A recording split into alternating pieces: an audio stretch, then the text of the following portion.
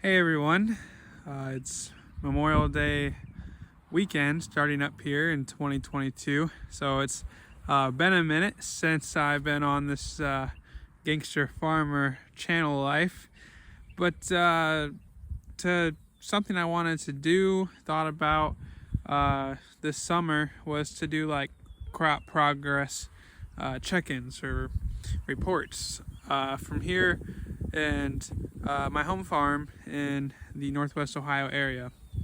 So we're just gonna look at some of the crops we grow and how things are holding up, what stages they're in, and maybe some fun facts here or there. And we'll check in throughout the summer, and this will be our first one, Memorial Day weekend.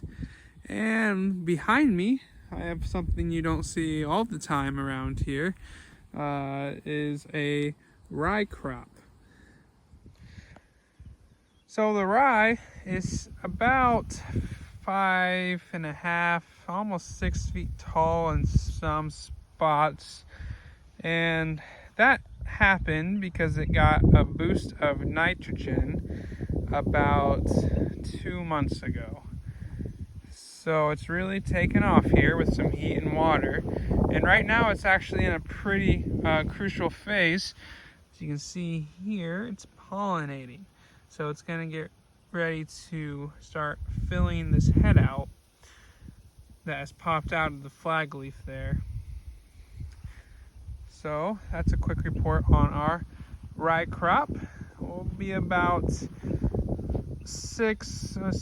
maybe almost 8 weeks away from harvest here. But so far it's looking pretty promising. Okay, now I'm going to take the long walk from our rye field, which happens to be on our home farm here, and we have a sweet corn crop. So on our farm we plant sweet corn every year. Not too much, just enough to eat and everybody, all our neighbors and whatnot. And we put up some corn too. That's always a good time. You can check out a channel of us putting corn up for the winter in one of my previous videos. But so we plant sweet corn at several different times throughout the year. We try to get it in about the first week of May, which that would be what you're looking at here of this patch. And then we come about a couple weeks later and we plant the second patch, and it is actually spiking up right now. So that's pretty neat. It's always good to see. We've gotten some good moisture in the ground. We've got about 16 more rows here, and then as you can see there, it's not planted yet, but the field's cultivated. Will be a third crop that we hope to plant almost in the middle of June. We really like to push that window. That way we have sweet corn all the way until Labor Day. So sweet corn will take about 80-90 days max. It could take 75 days depending on the variety, which we have a ton of different varieties out here. So I look forward to showing you guys all about the sweet corn this summer. So now I'm coming down to another end of the home farm and to show you another crop that we do still a little bit in, and it's reaching an exciting time. So let me show you about alfalfa. So this alfalfa stand is going on its third year, and usually alfalfa stands will last about 5 years, and we've been pretty happy with this alfalfa since day one. However, it hasn't been without its struggles. As you can see here, the leaves have been eaten, and that especially since I'm on here on the edge, that's seen a lot. So that started happening a couple weeks ago.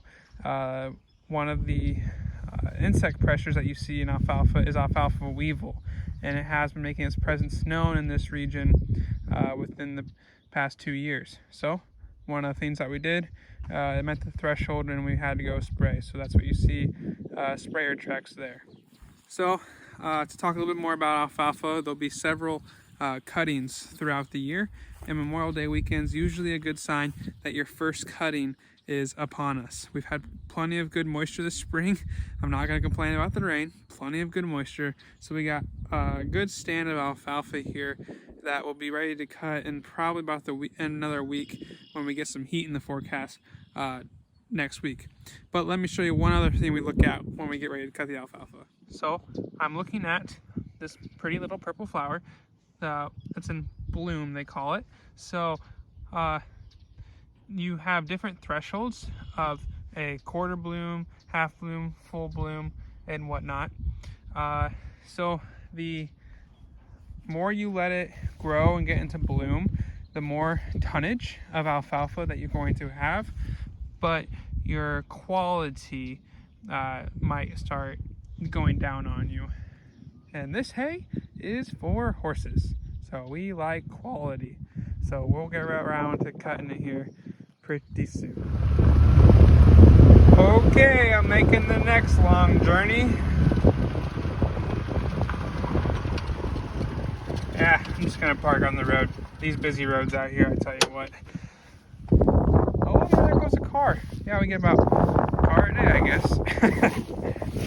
So, welcome to a soybean field. Yes, soybeans. They're one of my favorites. Let's go check it out. Well, sometimes you gotta get down personal with your soybeans to really check out the conditions. So let's check them out. So, quick history about this soybean field. They were planted on April 29th in pretty good conditions. However, the conditions that followed were not great. Very little April planted soybeans, or corn for that matter, got planted in the whole state of Ohio. So I was pretty excited to get these in, and then was nervous because it was followed with a lot of rain and some colder weather than we would like. But hey, soybeans, they're a tough cookie. So they came up. And as you can see on the soybean, it's actually already on that V1, getting ready to let out their second pair of leaves. And down there are the cotyledons, and they're looking pretty good for the most part. I have a little bit of damage on the soybean leaves from some sort of insect creature, but nothing terrible. And this time of year, I'm always looking at soybean stand. You can check out my hula hoop video in one of my previous videos. But since this field was planted in April, actually, you want your soybeans to be, not as heavy planted as you would later in the year. That being, as we will find out throughout the year, it can put on more nodes in an earlier planted soybean, because it'll have more sun and longer days when it's flowering. So these are how the beanies are doing. A quick little thing I like to show, dare I pick one, is the color of that stem underneath the cotyledon. So I'm not struggling with quality here, but that is white. So what that tells me is in this field, there are going to be white flowers on the soybean plant. So there could be white or purple are the two common ones. And this soybean will have white flowers here starting in actually just about 1 month. All right, that's enough soybean talk. I could talk about soybeans for probably a long time, but I'm super excited about this field and that the stand came up and is looking like it is, because for a while I was worried. But those earlier planted soybeans, man, they have all sorts of potential. So I can't wait until the fall already on this field. Lucky for me, I get to look at it every single day. And it's in the ground. Let's dig it up and see what it looks like. There it is. There's our little guy. Looking pretty good. I believe this field was planted only 3 or 4 days ago. It was one of our last cornfields planted on the year. We are done with planting, so that is exciting. I guess that's why I have time to make this video. So we did get 1.5 inches of rain in the last 2 days, and now we're getting some heat, so this corn should shoot up here, and it is. The top is shooting there, and even the roots are starting to come out of that seed. So within a day or two, I believe this corn plant will be spiking through the soil surface. So that's exciting. We're getting to watch this crop from the very beginning. And yes, let's crop progress report. All of them are fun, but corn is king. Well, thanks for watching, and hopefully you follow the series this summer on the crop progress reports. Gangster Farmer out. Feel free to leave any comments in the comment section below of ideas or things you want to learn more about. And like and subscribe, of course. We're getting there, folks.